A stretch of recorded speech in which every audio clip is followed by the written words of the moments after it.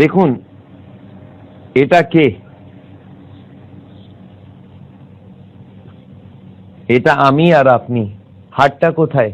হার্টটা হলো এইখানে। হার্টের সাইজ কত বড়?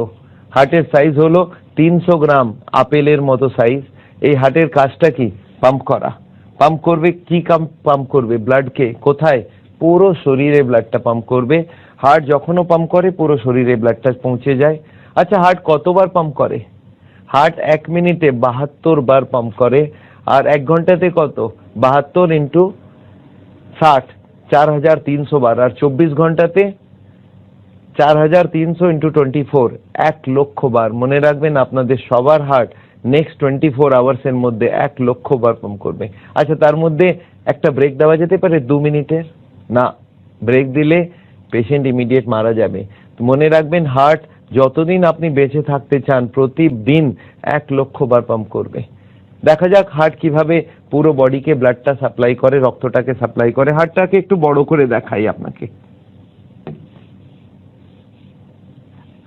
এই হলো হার্ট। আর এই হার্টটা যখন পাম্প করে এখান থেকে একটা টিউব বেরিয়ে যায়, এখান থেকে একটা টিউব বেরোয়। আর এই টিউবটা 1 ইঞ্চ মোটা। 1 ইঞ্চ মোটা, আপনি বুঝতে পারেন? মোটামুটি এত মোটা একটা টিউব বেরোবে হার্ট থেকে। আর এই টিউবটা বেরিয়ে পুরো বডিকে ব্লাড সাপ্লাই করবে। আপনি দেখেছেন আপনার বিল্ডিং এর ওপরে জলের ট্যাঙ্ক রাখা থাকে, সেখান থেকে একটা পাইপ বেরোয়। আর ওই পাইপটা পুরো বিল্ডিং এ, এক একটা বাথরুমে, এক একটা কিচেনকে ব্লাড সাপ্লাই দেয়, জল সাপ্লাই দেয়। সেরকম ভাবে হার্ট থেকে একটা টিউব বেরোবে আর এই পুরো বডিকে এক একটা করে ব্রাঞ্চ দেবে। দেখুন, প্রথম রাইট হ্যান্ডকে দিল, তারপরে ব্রেনকে দিল, তারপরে লেফট হ্যান্ডকে দিল। এই টিউবটা ঘুরে গেল, ঘুরে হার্টের পেছনে ঢুকলো, পেছন থেকে চেস্টকে সাপ্লাই করে পেটে এলো। পেটে এটা আগে স্টমাককে সাপ্লাই করবে, তারপরে লিভারকে সাপ্লাই করবে, দুটো কিডনিকে সাপ্লাই করবে দুদিকে, তারপরে স্মল ইন্টেস্টিন, লার্জ ইন্টেস্টিন সবকে সাপ্লাই করবে, তারপরে দুটো পাকে সাপ্লাই করবে। মানে একবার হার্ট পাম্প করে দিল, পুরো বডিকে ব্লাড পৌঁছে গেল। এই হলো হার্টের কাজ। আর এই ব্লাড থেকে পুরো বডি অক্সিজেন পায়। আচ্ছা, হার্ট যখন পুরো বডিকে ব্লাড দেবে, নিজের জন্য অক্সিজেন দরকার কি দরকার না? হ্যাঁ, হার্টকে নিজের জন্য অক্সিজেন দরকার। আর এই অক্সিজেনটা কোথা থেকে আসবে? হার্ট যখন পুরো বডিকে ব্লাড সাপ্লাইটা দেয় তখন নিজের জন্য 3টে টিউব নিয়ে নেয়। আর এই 3টে টিউবের নাম হলো করোনারি আর্টারিজ। একটা রাইট সাইডে, এটাকে বলা হয় রাইট করোনারি আর্টারি। আর লেফট সাইডে দুটো, দেখুন রাইটের একটা টিউব, এটার নাম লেখা হলো RCA, রাইট করোনারি আর্টারি। আর লেফটে দুটো, লেফটে প্রথমে একটা টিউব বেরোবে আর তারপরে এটার দুটো ডিভিশন হয়ে যাবে। একটা পেছনের দিকে চলে গেল আর একটা সামনের দিকে চলে গেল। সামনের দিকে যেটা চলে গেল সেটার নাম হলো LAD, এটাকে বলা হয় LAD। দেখুন, আপনাকে দুটো লেফট নামগুলো যদি দেখি, একটা হবে লেফট আর একটা হবে লেফট। এটা হলো অ্যান্টিরিয়ার ডিসেন্ডিং। অ্যান্টিরিয়ার মানে সামনের দিকে, ডিসেন্ডিং মানে নিচে নামবে। তাহলে এটা হলো LAD, লেফট অ্যান্টিরিয়ার ডিসেন্ডিং, এই সামনেরটা। আর হলো LCX, এটা ঘুরে যাবে হার্টের পেছনে, এই জন্য এটার নাম হলো LCX।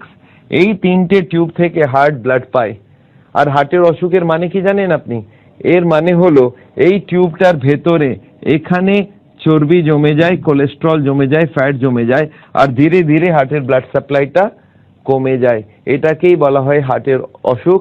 আর এই অসুখটা এখন বিশ্বর সবথেকে বড় অসুখ। সেই অসুখে হার্টের ব্লাড সাপ্লাই ধীরে ধীরে কম হয়ে যায়। আর যেদিন বন্ধ হয়ে যাবে সেদিন হার্টটাও বন্ধ হয়ে যাবে, হার্ট অ্যাটাক হয়ে যায়। তাহলে এটাকে আপনাকে আরো ডিটেলে বোঝায়। হার্টের অসুখ কি সেটা বোঝা যাচ্ছে। এই ব্লকেজ কোন টিউবের ভেতরে, যেগুলো হার্টকে নিজের সাপ্লাই করে। এই টিউবগুলো কত মোটা ভাবুন তো।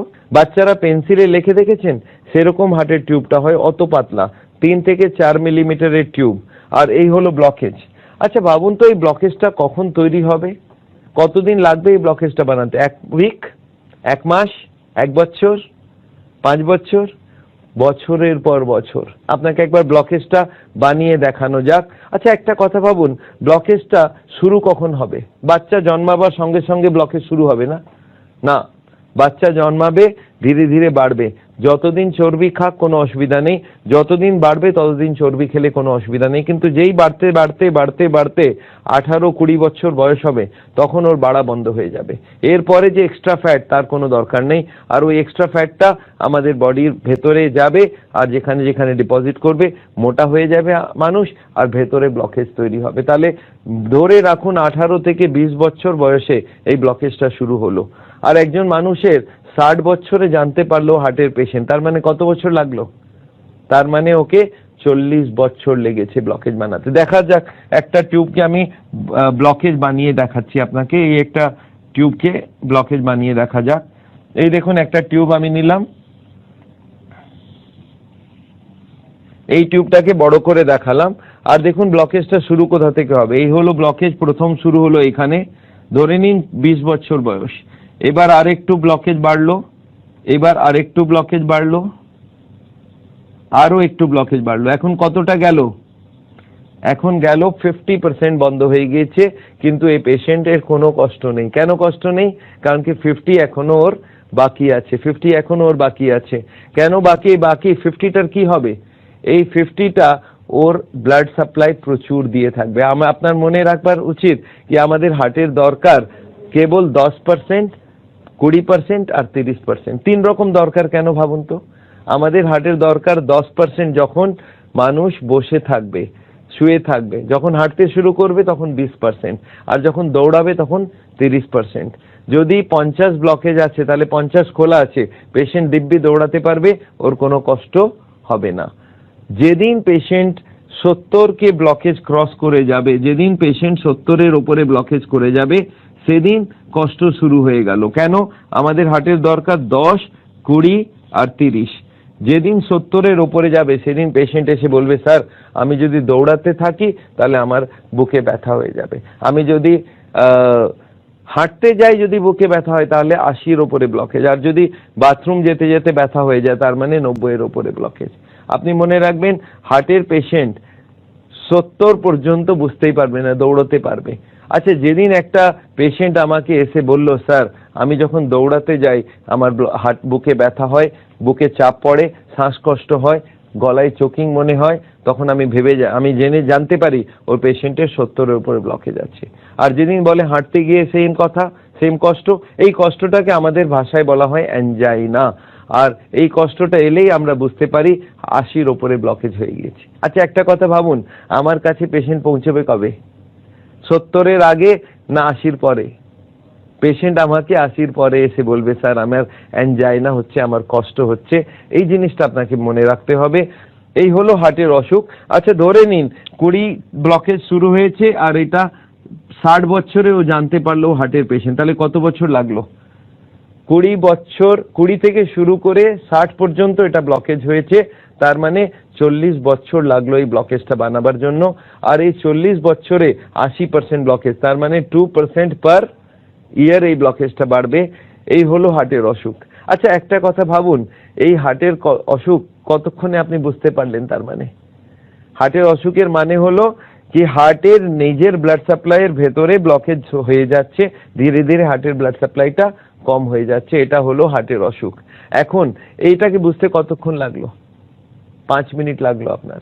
কিন্তু যদি কোনো হার্টের হাসপাতালে হার্টের ডাক্তারকে গিয়ে কেউ পেশেন্ট বলে, স্যার আমি হাঁটতে গেলে বুকে ব্যথা, ওনারা এত ডিটেইলে ভালো করে বুঝিয়ে দেবেন না, না, ওনারা বলবেন আপনাকে করোনারি আর্টারি ডিজিজ হয়েছে।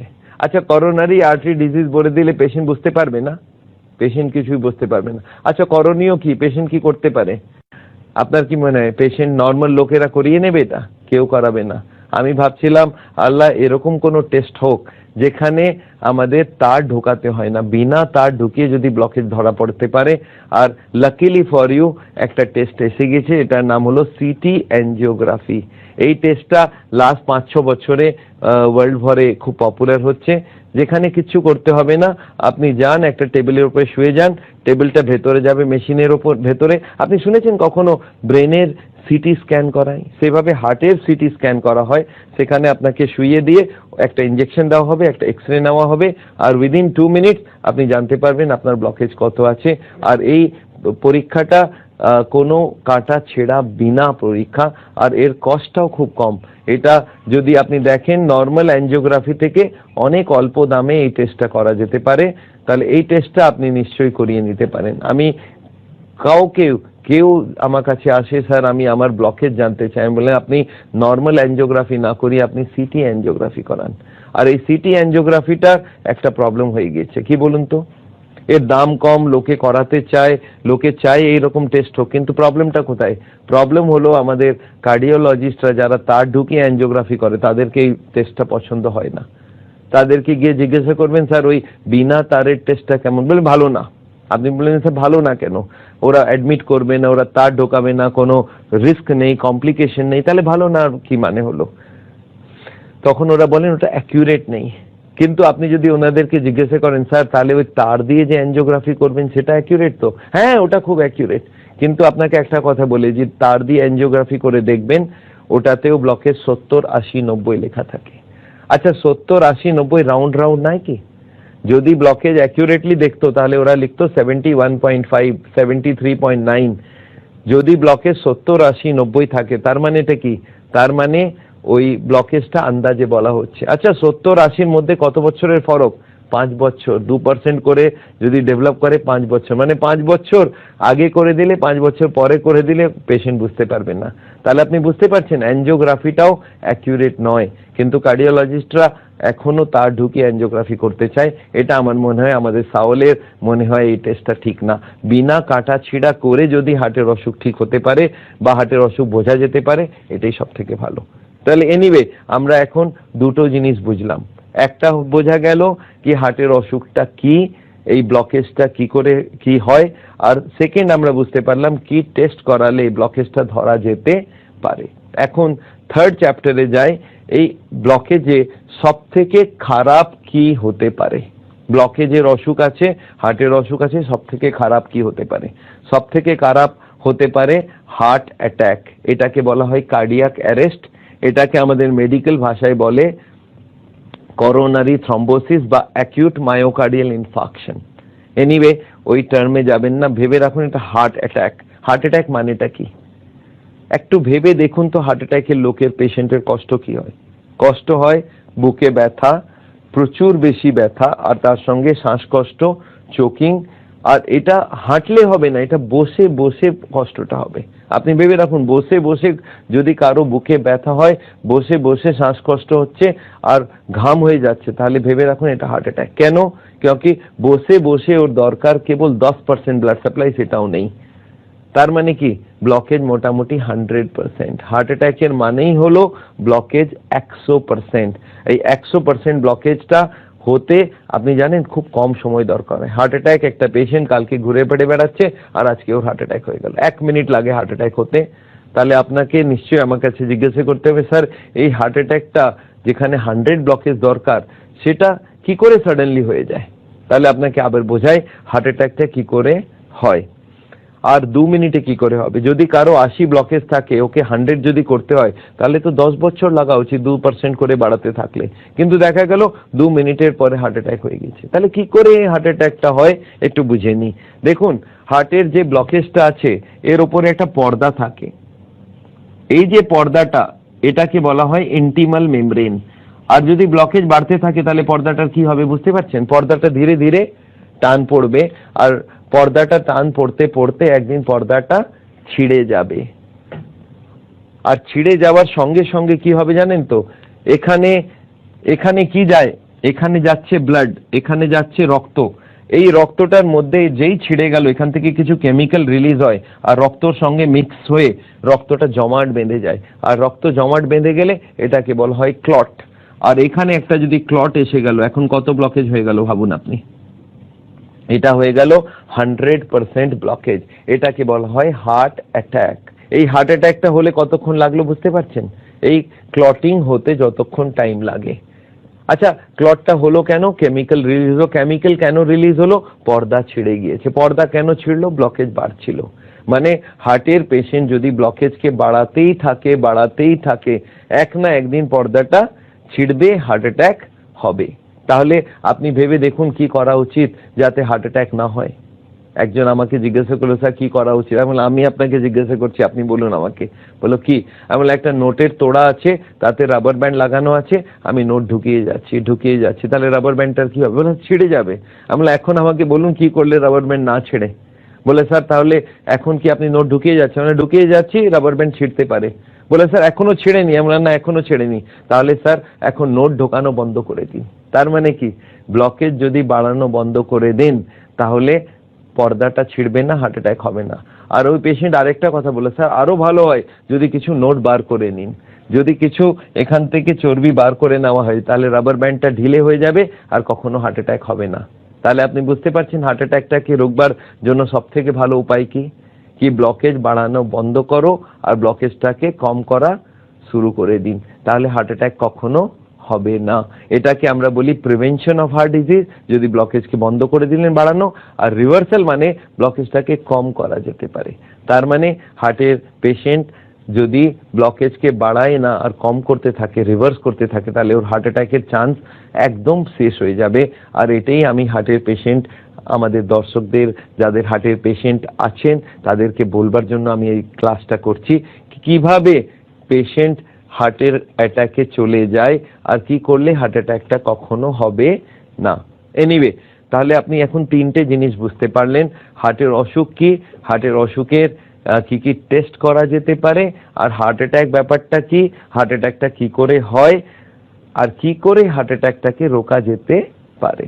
এখন আসা যাক ফোর্থ চ্যাপ্টারে, স্যার কি করা উচিত যাতে ব্লকেজ না বাড়ে আর ব্লকেজ রিভার্স হয়।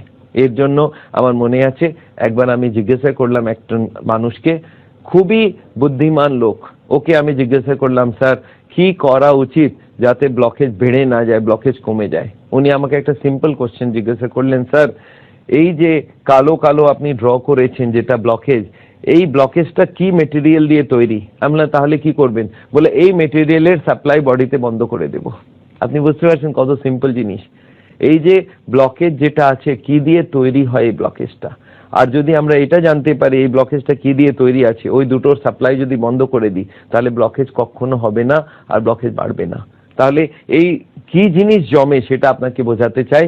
দুটো জিনিস জমে, একটার নাম হলো কোলেস্টেরল আর একটা নাম হলো ট্রাইগ্লিসারাইডস। আপনি শুনে থাকবেন দুটো নাম। কোলেস্টেরলটা তো খুবই কমন নাম, প্রতিটা মানুষ শুনেছে, কোলেস্টেরল জমে যায় হার্টের ভেতরে। তাহলে এই দুটো জিনিসের নাম এখন মনে রাখতে হবে, একটার নাম হলো কোলেস্টেরল আর একটার নাম হলো ট্রাইগ্লিসারাইডস। ট্রাইগ্লিসারাইডস এই দুটো আইটেম যদি আপনার রক্তর ভেতরে বেশি থাকে তাহলে ওটা ব্লকেজ তৈরি করবে। তাহলে হার্টের পেশেন্টের প্রথম কি করা উচিত? এই দুটোকে বোঝা উচিত। আপনার রান্নাঘরের মধ্যে এই দুটো জিনিস যদি থাকে আর এটা যদি আপনি খান তাহলে ব্লকেজ বাড়তে থাকবে, আর ব্লকেজ যদি বাড়ে একদিন হার্ট অ্যাটাক হবে। তাহলে এখন এই দুটোকে বোঝা যাক, কোলেস্টেরল কি আছে, ট্রাইগ্লিসারাইড কি আছে। তাহলে শুরু করি। এখন এই ট্রাইগ্লিসারাইড ব্যাপারটা কি? ট্রাইগ্লিসারাইড আপনাদের সবার রান্নার ঘরের মধ্যে থাকবে, আর এটার বাড়ির নাম, এটা যেটা বাসার নাম, সেটার নাম হলো তেল। কোন তেল?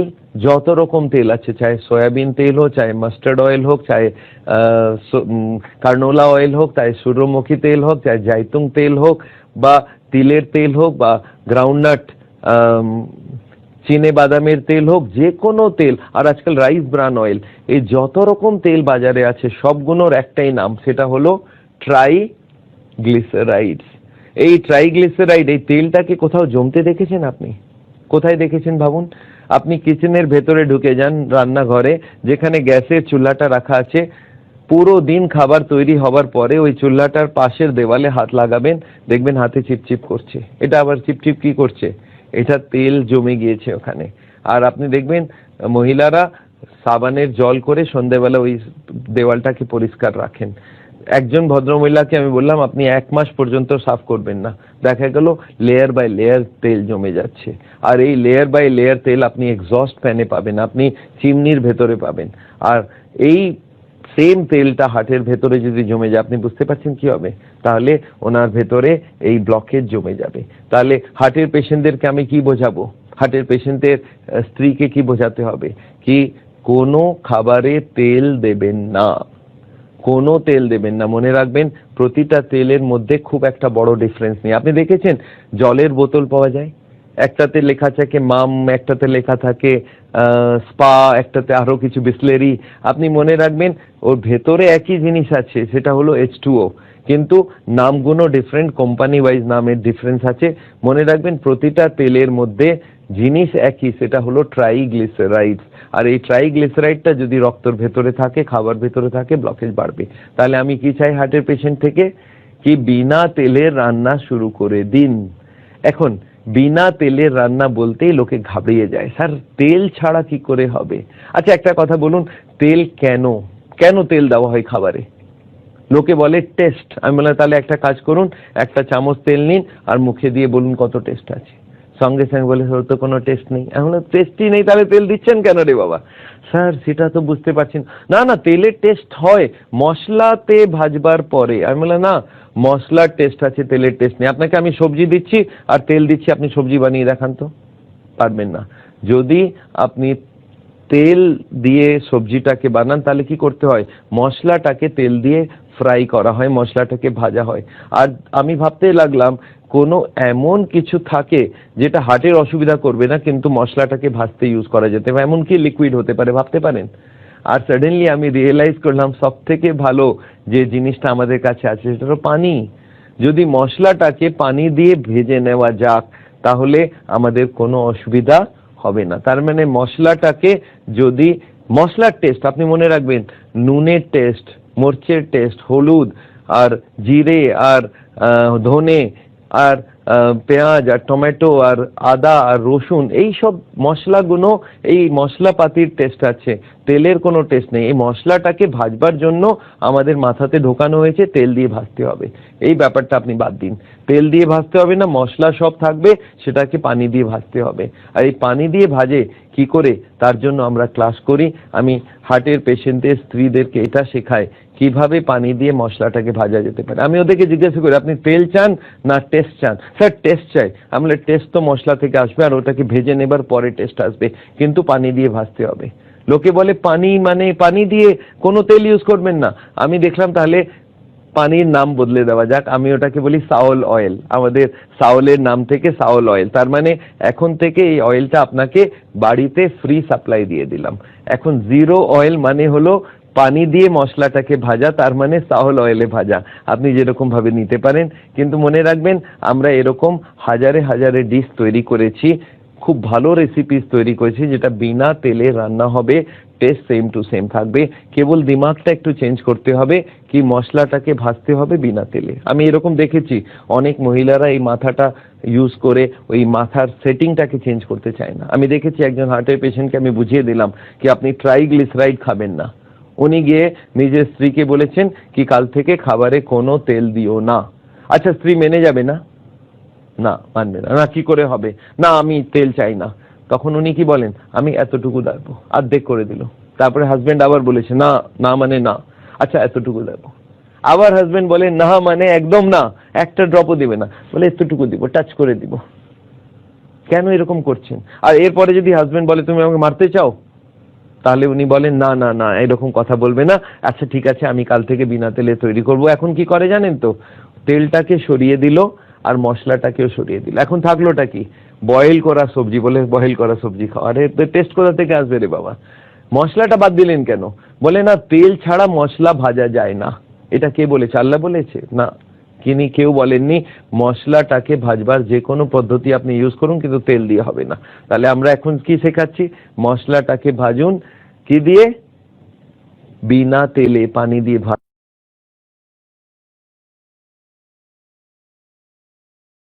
আজকাল মেডিকেল সায়েন্স অলরেডি প্রুফ করে দিয়েছে কি ব্লকেজকে রিভার্স করা যেতে পারে। মার্কিন যুক্তরাষ্ট্রতে ডক্টর ডিন অর্নিস বলে খুব ফেমাস ডাক্তার আছেন, ওনার কাছে আমি ট্রেনিং নিয়েছি। উনি ওয়ার্ল্ডকে দেখিয়ে দিলেন কি ব্লকেজকে রিভার্স করা যেতে পারে, সাইন্টিফিক্যালি প্রুফ করে দিয়েছেন উইথ অল দ্য এনজিওগ্রাফিক ডিটেলস কি ব্লকেজ রিভার্স হতে পারে। তাহলে আমরা এখন কি চাই হার্টের পেশেন্টকে পাশ থেকে? এই নলেজ গুলো আপনি জানুন, আর কিভাবে এই নলেজটাকে আপনি যদি ইউজ করেন তাহলে ব্লকেজ হবে না, ব্লকেজটাকে রিভার্স করা যেতে পারে। আপনার কি মনে হয় এই ব্যাপারগুলো হার্টের পেশেন্টের বোঝা উচিত কিনা? কারা বলবে? আমাদের কার্ডিওলজিস্টরা বলবেন? আমি দেখেছি তাদের কাছে টাইম নেই, আর তারা চায়ও না। কিন্তু তারা চায় কি আপনার কাছ থেকে? হার্টের পেশেন্ট থেকে তারা কি চায়? তারা চায় দুটো জিনিস, একটার নাম হলো বাইপাস সার্জারি, আর একটার নাম হলো রিং পরানো, যেটাকে বলা হয় অ্যাঞ্জিওপ্লাস্টি। এই দুটো কি সেটা একটা বুঝে নি। ওরা বলছে আপনারা ব্লকেজ বাড়ান, আমাদের কোনো অবজেকশন নেই, কিন্তু আমাদের কাছে এলে আমরা অপারেশন করব। তার মানে হার্টের অসুখের যে আসল ট্রিটমেন্ট সেটা ওরা করতেই চাইছে না। তারা যাচ্ছে ট্রিটমেন্ট এরকম হোক যাতে ওনাদের অপারেশন বেশি হোক, আর এই অপারেশনটা এত বেশি দামি কি ওনাদের অনেক প্রফিট হতে পারে। এই জন্য হার্টের পেশেন্টদেরকে ওনারা অপারেশনের দিকে নিয়ে যেতে চান, যেখানে ওর আসল কারণটা সরানো যেতে পারে আর এটাতে পেশেন্ট বেঁচে যাবে, সেটা ওরা করতে চায় না। ওরা চায় অপারেশন করানো। এই অপারেশন কি সেটা একটু বোঝাতে চাই।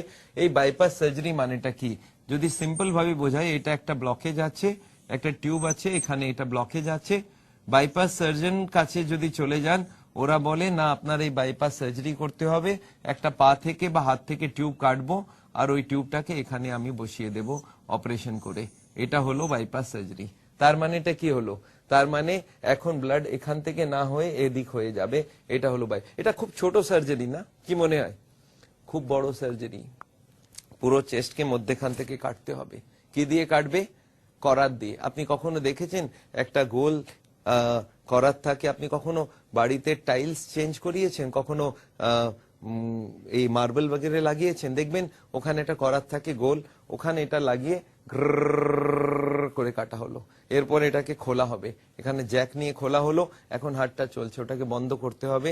3-4 বটল ব্লাড দিয়ে পুরো বডিকে চালাতে হবে একটা মেশিন থেকে। আর সেই সময় পা থেকে বা হাত থেকে বা বুক থেকে একটা টিউব কেটে হার্টে জোড়া হবে। এটা কোনো ছোট অপারেশন নাই। কত লোক মারা যায়, কত কমপ্লিকেশনে চলে যায়। আমি চাই এই অপারেশনটা যাতে লোকে অ্যাভয়েড করে। আর সব থেকে খারাপ কি জানেন তো? এই অপারেশনের পরে যে নতুন টিউবটা লাগানো হলো, এটা আর 40 বছর যাবে না, এটা খুব কম সময়ে বন্ধ হয়ে যায়। এটা ইউজুয়ালি দেখা যায় 1 বছর থেকে 10 বছর, অ্যাভারেজ 5 বছরের মধ্যে এই টিউবটা আবার ফেরত ব্লক করে ফেলে। তার মানে কার্ডিওলজিস্ট বলছেন কোনো অসুবিধা নেই, এখন আপনি আরেকটা অপারেশন করান, আবার আরেকবার প্রফিট আসবে। তার মানে কি আপনি ব্লকেজ বাড়িয়ে যান আর আমরা অপারেশন করে যাব। এটা কোনো ভালো কথা নাই। আমি চাই হার্টের পেশেন্ট অপারেশন করাবে না। আরেকটা হলো অ্যাঞ্জিওপ্লাস্টি। সেটা আবার কি সেটাও একটু বুঝিয়ে দিই। এই যে রিং পরানোর ব্যাপারটা কি, এই একটা ব্লকেজ আছে ধরে নিন, এই টিউবে এই ব্লকেজ আছে, এই ব্লকেজটার মধ্যেখানে একটা ওরা অ্যাঞ্জিওগ্রাফির সময় একটা তার ঢোকান, ওই তারটাকে ওখানে রেখেন, ওরা বাইরে আসেন কি দেখুন আপনি যদি 2 লক্ষ 3 লক্ষ টাকা আরো দেবেন আমি একটা রিং পরিয়ে দেবো। ওটার মানে এটা কি? এই ব্লকেজটার ভেতর থেকে তারটাকে বার করা হবে, পেছন থেকে ধাক্কা দিয়ে বার করা। এখানে একটা বেলুন রাখা থাকে। বেলুন মানে আপনি বুঝতে পারবেন, এখানে একটা বেলুন রাখা থাকে, আর এই ব্লকেজটাকে যদি এই বেলুনের ভেতরে যদি জল ঢুকিয়ে দেন তাহলে কি হবে? ব্লকেজটা এখান থেকে বেরিয়ে এই সাইডে চলে যাবে। এখন বেলুনটাকে জলটা বার করে তারটাকে বার করে নিল, আর এটা হলো বেলুনিং। কিন্তু এই বেলুনিং করার পরে আপনি বুঝতে পারছেন যে বেলুনটা বেরিয়ে যাবে, আবার ব্লকেজটা ফেরত আসবে।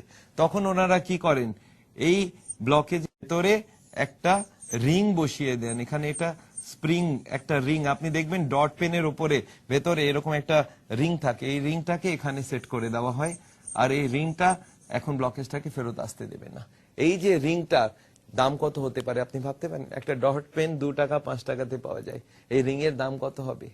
এটার দাম রাখা হয় 2 লক্ষ টাকা, 2 লক্ষ 1,80,000 টাকা। ওরা আবার অপশন দেয়, আপনি যদি 50,000 খরচা করতে চান তাহলে দেশি দেবো, যদি 2 লক্ষ টাকা দিবেন বিদেশি দেবো, এখানকার দেবো ওখানকার দেবো। কিন্তু আপনি একবার কল্পনা করুন ওই রিংটার দাম কত হওয়া উচিত। একটা পেন যদি 3-4 টাকাতে পাওয়া যায়, স্টেনলেস স্টিল থেকে তৈরি, এই একটা রিং এর দাম 1.5 লক্ষ টাকা রাখা হয়। প্রবলেমটা আরো একটা বড়, যেই রিংটা দেখানো হলো আর রিং এর ভেতরে আবার ব্লকেজ শুরু হয়ে যায়। যদি আপনি কোলেস্ট্রল কন্ট্রোল না করেন, ট্রাইগ্লিসারাইড কন্ট্রোল না করেন, 6 মাস 1 বছরের মধ্যে এই রিংটা বন্ধ হয়ে যাবে। এনারা প্রতিবার রিংগুলোকে বদলে দিন। প্রথমে অর্ডিনারি স্টেন্ট ছিল, তারপর ওটাকে চেঞ্জ করে ওনারা বললেন এটাকে মেডিকেটেড স্টেন্ট, ওটা আবার ফেল করলো। এখন বায়োডিগ্রেডেবল স্টেন্ট, কিন্তু ওটাও ফেল করবে আমি জানি। কারণ কি, আসল ব্লকেজিং প্রসেসটাকে আপনি যদি না রোকেন তাহলে ব্লকেজ তো বাড়তেই থাকবে, একদিন হার্ট অ্যাটাক হবে। এই এনজিওপ্লাস্টি করে আমার কাছে পেশেন্টরা আসে যারা 10টা এনজিওপ্লাস্টি করেছে, 10 বার রিং পড়িয়েছে, 12 বার রিং পড়িয়েছে। বাইপাস সার্জারি করে লোকে আসে আবার ব্লকেজ করেছে। সব থেকে খারাপ কি জানেন তো, বাইপাস বা এনজিওপ্লাস্টির পরেও ওনারা বোঝান না কি করে ব্লকেজটাকে রোকা যেতে পারে। আমার মনে হয় যদি লাইফস্টাইলই বদলতে হয়, যদি খাবারই বদলতে হয়, যদি এক্সারসাইজ করতে হয়, তাহলে এই রিং পরাবার আগে করা উচিত, বাইপাসের আগে করা উচিত। আর আনফরচুনেটলি যারা বাইপাস এনজিওপ্লাস্টি করে ফেলেছে তাদেরকে আমরা বলি এখন আবার শুরু করুন, নাহলে আগে গিয়ে হার্ট অ্যাটাক হবে, আগে গিয়ে আবার রিং পরাতে হবে। কতবার রিং পরাবেন? আমার মনে হয় প্রতিটা হার্টের পেশেন্টের এই নলেজটা থাকা উচিত। এখন আমাকে লোকে বলে, স্যার তাহলে আমি যদি এইসব করি তাহলে কি ব্লকেজ আর বাড়বে না? না, ব্লকেজ বাড়বেও না, আর ব্লকেজটা ধীরে ধীরে কম হয়ে যাবে। স্যার কত স্পিডে কম হবে? আমি যদি কখনো কখনো এদিক ওদিক রুল ভেঙে দিই তাহলে ব্লকেজ অত তাড়াতাড়ি কম হবে না, রুকে থাকলেও হার্ট অ্যাটাকের চান্স কমে যাবে। স্যার ওষুধ কি দিতে পারেন? আমি আপনাকে এটাও বোঝাতে চাই, হার্টের পেশেন্টদেরকে আমরা ওষুধ দিয়ে আরাম করিয়ে দিতে পারি। এই ওষুধের নাম আপনি জানেন কিরকম? এই একটা টিউব আছে, এই টিউবটাকে এখানে ব্লক করা হলো। এখন দেখা যাক ওষুধ কি দেওয়া যেতে পারে। একটা হার্টের পেশেন্টদের আমরা ওষুধ দিই, এটাকে বলে নাইট্রেট। ওটাতে কি হলো, ওষুধটা দেওয়ার সঙ্গে সঙ্গে টিউবটা চওড়া হয়ে গেল। চওড়া হয়ে গেলে কি হলো, ব্লকেজ তো সেম থাকলো, ব্লাড যাওয়ার রাস্তাটা ডবল হয়ে গেল। এই যে ডবল হয়ে গেল, এতে কি হবে, পেশেন্টের কষ্টটা হবে না। আপনি শুনেছেন একটা স্প্রে থাকে হার্টের পেশেন্ট দেওয়া হয়, এখানে জিভের তলায় দিলে সঙ্গে সঙ্গে ব্যথাটা কমে যায়। এটা কি? এটা ওই ওষুধ যেটাকে বলা হয় নাইট্রেট গ্রুপ। এটা দিলেই টিউবটা একটু চড়া হয়ে গেল, পেশেন্ট কষ্ট পায় না। এই ওষুধটা প্রতিদিন খেতে থাকলে পেশেন্টের কষ্ট হবে না। কিন্তু আমি হার্টের পেশেন্টকে ওষুধ দিতে তৈরি আছি। এর সঙ্গে একটা ব্লাড পাতলা করার ওষুধ দেওয়া হয়, এটার সঙ্গে হার্টকে স্লো করার ওষুধ দেওয়া হয়, এর সঙ্গে কোলেস্ট্রল কম করার ওষুধ দেওয়া যেতে পারে, ট্রাইগ্লিসারাইড কম করার ওষুধ দিতে পারি। আমি হার্টের পেশেন্টদেরকে বলি আমি ওষুধ দিতে রেডি আছি, নো প্রবলেমস। আমি ইন্ডিয়াতে এতজনকে আমি ওষুধ দিয়ে রেখেছি। আমাদের যে সাউল সেন্টার আছে তাদের ডাক্তাররা আছেন, তাতে কার্ডিওলজিস্ট আছেন, ওনারা ওষুধ দেবেন, আমাদের দিক থেকে ওষুধ দেওয়া হবে। কিন্তু ওষুধের সঙ্গে সঙ্গে আমরা চাই তারা পেশেন্টরা নিজের লাইফস্টাইলটাকে বদলে দিক। আর লাইফস্টাইল যদি বদলে দেয় তাহলে অপারেশন করার কোনো দরকার নেই, আর আমাদের ট্রিটমেন্টে এমনিতেই ঠিক হয়ে যাবে পেশেন্ট, আর ওর হার্ট অ্যাটাক হবার চান্স একদম শেষ। তাহলে ওষুধ, বাইপাস, এনজিওপ্লাস্টি, এই তিনটে ট্রিটমেন্ট নিয়ে আজকাল মেডিকেল সিস্টেম চলছে। মেনলি হাসপাতাল চালায় বাইপাস, এনজিওপ্লাস্টি। আমি চাই ওষুধ নিন, তার সঙ্গে লাইফস্টাইল বদলান, আর হার্টের অসুখটা হবে না। হার্টের অসুখটাকে কম করা যেতে পারে। যদি আপনি হার্টের অসুখটাকে কম করে দিন তাহলে কোনো কষ্ট হবে না। কখনো কখনো আমাকে পেশেন্ট বলে, স্যার আমি শুনেছি একটা ব্লকেজ হয় যেটা হার্ট অ্যাটাক করলে মাইনর হার্ট অ্যাটাক হয়, একটাতে মেজর হার্ট অ্যাটাক হয়, একটাতে ম্যাসিভ হার্ট অ্যাটাক হয়। তিনটের মধ্যে ডিফারেন্স কি আছে এটাও আমি আপনাকে বোঝাতে চাই। ধরে নিন এই একটা টিউব আছে, ব্লকেজ যদি এখানে হয় আর হার্ট অ্যাটাকটা হয়ে যায় তাহলে এটাকে বলবো মাইনর হার্ট অ্যাটাক, কারণ কি এতটা এরিয়া মারা পড়বে। আর যদি ব্লকেজ এখানে হয় উপরের দিকে তাহলে এটাকে মেজর হার্ট অ্যাটাক বলবো। আর যদি ব্লকেজ এখানে হয় তাহলে ম্যাসিভ হার্ট অ্যাটাক, পেশেন্ট মারা যাবে, হাসপাতালও পৌঁছবে না। তো যে পেশেন্ট আমার কাছে আসে এই ছোট ছোট ব্লকেজ নিয়ে, তাকে তো আমি বলি লাইফস্টাইল আর ওষুধ নিয়ে চালান আর আপনার ব্লকেজটাকে রিভার্স করান। কিন্তু যারা একদম উপরের দিকে ব্লকেজ নিয়ে আসে, যাদের সিরিয়াস ব্লকেজ, যাতে মারা যাবার চান্স আছে, তাদেরকে আমরা বলি আপনারা আরো দুটো ট্রিটমেন্ট করাতে পারেন। একটার নাম হলো ন্যাচুরাল বাইপাস, এটাকে আমরা বলি ইসিপি ট্রিটমেন্ট। আজকাল লেটেস্ট টেকনোলজি এসে গিয়েছে আমেরিকা থেকে। এই ইসিজি ট্রিটমেন্টে কি করা হয়, একটা মেশিন থেকে হার্টের ভেতরে নতুন টিউব খুলে দেওয়া যায়। নতুন টিউব একটু বুঝিয়ে বলি আপনাকে। এই আল্লাহ তাআলা যে আমাদের বডিটাকে বানিয়েছেন, এটা ওয়ার্ল্ডের বেস্ট মেশিন। আপনি জানেন আমাদের কাছে দুটো কিডনি আছে, একটা কিডনি চাহেন তো আপনি ডোনেট করে দিতে পারেন, তার মানে কি একটার সঙ্গে একটা ফ্রি।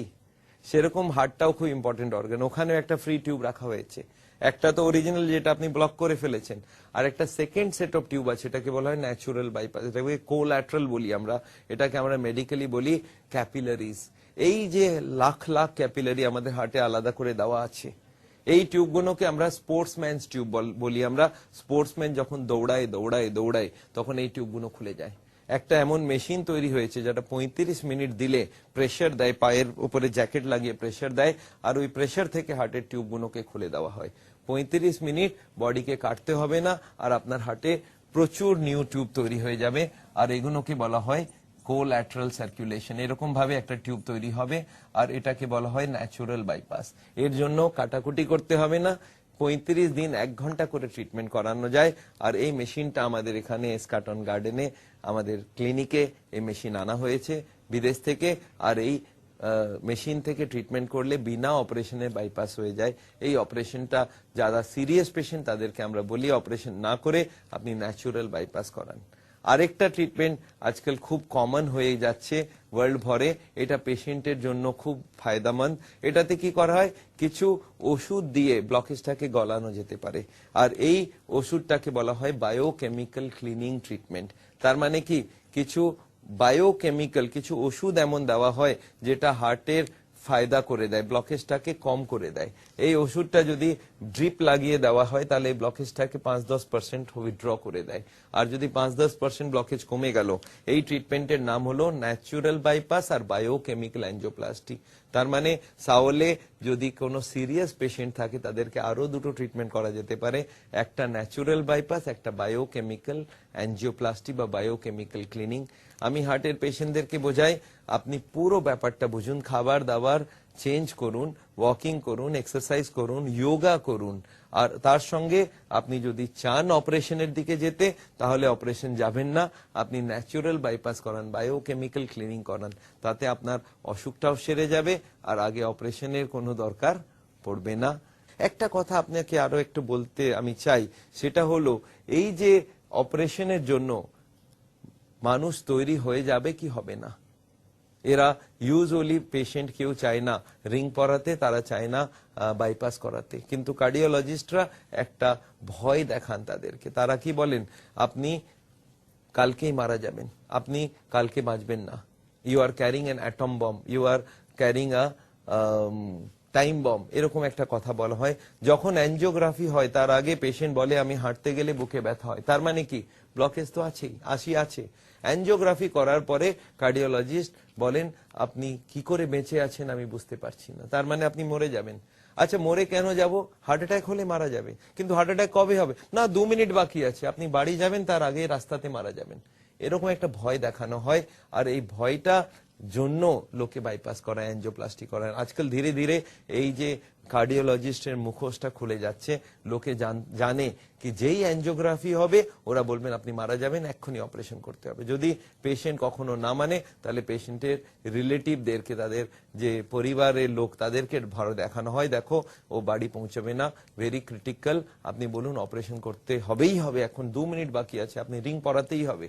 আর এই ভয়ের জন্য ওর পেশেন্টরা অপারেশন করে দেয়। আচ্ছা পেশেন্ট বোঝে না এই হার্টের অসুখটা কি, তারা জানে না হার্ট অ্যাটাক কি করে হবে, কখন হবে, কি করলে হার্ট অ্যাটাক হবে না।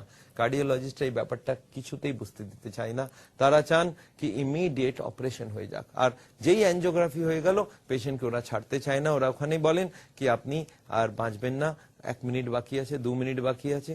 আমার এক পেশেন্ট সে বললো স্যার, আমার মনে আছে ইন্ডিয়াতে একটা ইনসিডেন্ট হলো, ওকে এরকম বলা হয়েছিল, ও বলল স্যার আমার কাছে টাকা পয়সা নেই, তখন ওরা বললেন ঠিক আছে আপনি বাড়ি চলে যান। তারপরে আবার জিজ্ঞাসা করলো কতদিনে টাকা জোগাড় হবে, বলে 2 মাস, বলে ঠিক আছে 2 মাস পরে হার্ট অ্যাটাক হবে। তার মানে বুঝতে পারছেন হার্ট অ্যাটাকটাকে ওনারা ভয় দেখিয়ে করেন, যদি টাকা পয়সা নেই তাহলে হার্ট অ্যাটাকের কোনো চান্স থাকবে না, এরকম একটা বানানো হয়েছে। আমি জানি এই পুরো ব্যাপারটা গড়িয়ে গিয়েছে কমার্শিয়াল প্রসেসে।